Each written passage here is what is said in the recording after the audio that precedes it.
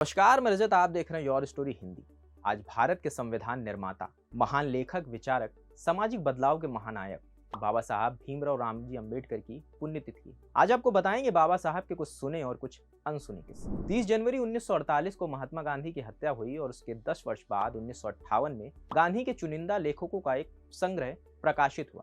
यह संग्रह भारत सरकार की ओर से प्रकाशित किया गया। फिर 1994 में गांधी के संपूर्ण रचना कर्म को एक जगह संकलित कर प्रकाशित किया गया। यह काम 100 खंडों में प्रकाशित हुआ और प्रकाशन से लेकर वितरण तक का जिम्मा उठाया भारत सरकार ने। इसी तरह जब 1964 में जवाहरलाल नेहरू का निधन हुआ तो उनकी संपूर्ण कृतियां, उनकी किताबें, लेखन, संस्मरण, चिट्ठियां आदि को संरक्षित करने, प्रकाशित करने के लिए नेहरू मेमोरियल म्यूजियम की स्थापना की गई। इस म्यूजियम ने नेहरू गांधी के साथ साथ आजादी की लड़ाई से जुड़े तमाम पुरोधाओं के रचना कर्म को संरक्षित करने, प्रकाशित करने और उनके प्रचार प्रसार का जिम्मा उठाया। लेकिन इन तमाम महान लोगों की सूची में से एक नाम नदारद था। वो नाम था भारत के संविधान निर्माता, महान लेखक, विचारक, सामाजिक बदलाव के महानायक, दलितों, स्त्रियों, वंचितों और कमजोरों के नेता बी.आर. अम्बेडकर का। अम्बेडकर का बहुत सारा लेखन लंबे समय तक लोगों के पास पहुंचा ही नहीं, क्योंकि उनकी मृत्यु के बाद भी किसी सरकारी और गैर सरकारी संस्थाओं को उनके संरक्षण और उसके प्रचार प्रसार की जरूरत महसूस ही नहीं। लंबे समय तक उनका लिखा हुआ महाराष्ट्र सरकार के शिक्षा विभाग की किसी पुरानी अलमारी में पड़ा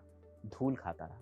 पिछले 1-1.5 दशक में उनके लेखन को क्रमवार व्यवस्थित करके छापे जाने का सिलसिला शुरू हुआ है। अब तक 22 खंड छप चुके हैं, लेकिन जितना हम तक पहुंचा है उससे कहीं ज्यादा हम तक नहीं भी पहुंचा। कितनी सारी चीजें तो शायद समय के साथ गुम भी हो गई हों, जिनका हमें अंदाजा भी नहीं। अपने जीवन के अंतिम वर्षों में अम्बेडकर लगातार लेखन से जुड़े हुए। लंदन से लेकर हिंदुस्तान की सुदूर लाइब्रेरियों तक उन्होंने सैकड़ों किताबें जुटाई थी, जिसे वे रात दिन पढ़ते थे। किताबों के प्रति उनकी दीवानगी का कई लोगों ने अपने संस्करणों में जिक्र भी किया है। जॉन गुंथेर अपनी किताब इनसाइड एशिया में लिखते हैं कि 1938 में जब अम्बेडकर से उनकी पहली मुलाकात हुई तो उनके पास 8,000 से ज्यादा किताबें थी। जब उनकी मृत्यु हुई तो इन किताबों की संख्या बढ़कर 35,000 हुई। शंकरानंद शास्त्री ने अम्बेडकर के साथ अपने संस्मरणों की एक किताब लिखी। नाम है my experience and memories of doctor Baba Saheb Ambedkar. इस किताब में वह लिखते हैं कि एक दिन वो अम्बेडकर से मिलने उनके घर गए। दोपहर के 1 बज रहे थे। ये 1944 की बात। अम्बेडकर ने कहा, मैं जामा मस्जिद जा रहा हूँ किताबें खरीद, आप भी मेरे साथ चलिए। वो भी उनके साथ हो ली। काफी देर हो गई, खाने का समय हो गया था, लेकिन अम्बेडकर खाना वाना सब भूलकर सिर्फ किताबें खरीदने में लगे हुए।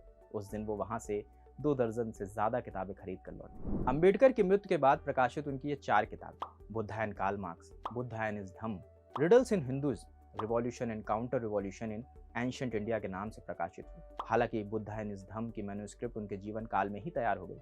वो चाहते थे कि यह किताब उनकी आंखों के सामने छपे, जिसके लिए उन्होंने बहुत सारी कोशिशें भी की। 7 साल के श्रम के बाद किताब की मैन्युस्क्रिप्ट तैयार हो गई। अब छपवाने की बात। किताब छपने में कम से कम 2,000 रुपए का खर्च था। इतने पैसे उनके पास नहीं थे, तो उन्होंने किताब छापने के लिए दोराबजी ट्रस्ट को चिट्ठी लिखी और उनसे अनुरोध किया कि इस महत्वपूर्ण किताब के प्रकाशन का जिम्मा वो उठा ले।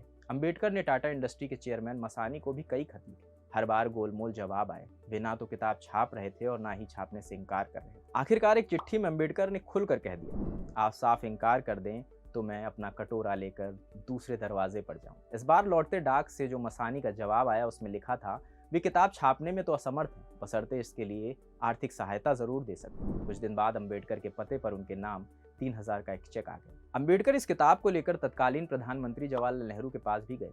उस साल महात्मा बुद्ध की 25वीं जन्म शताब्दी थी। सरकार इस अवसर पर बहुत सारे आयोजन कर रही थी। एक कमेटी का गठन भी किया गया था और इस काम के लिए एक खास बजट भी आवंटित हुआ था। अम्बेडकर ने नेहरू से कहा कि वे बुद्धा एंड हिज धम्म की 500 प्रतियां खरीद लें। इस किताब को देश भर की लाइब्रेरियों में भेजा जाए, जिससे किताब का प्रचार प्रसार हो। लेकिन नेहरू ने इसके लिए साफ इनकार कर दिया। नेहरू ने अम्बेडकर को एक खत में लिखा, हमने गौतम बुद्ध की जन्म शताब्दी पर प्रकाशित करने के लिए एक सुनिश्चित राशि का ही आवंटन किया है। वह राशि तो खर्च हो चुकी है, अब उससे ज्यादा खर्च नहीं किया जा सकता। 1 साल बाद पीपुल एजुकेशन सोसाइटी ने अम्बेडकर की उस किताब का प्रकाशन किया। यह वही सोसाइटी थी जो 1954 में खुद अम्बेडकर ने बनाई। ये थी आज की वीडियो कैसी लगे हमारे कमेंट सेक्शन में जरूर बताएं।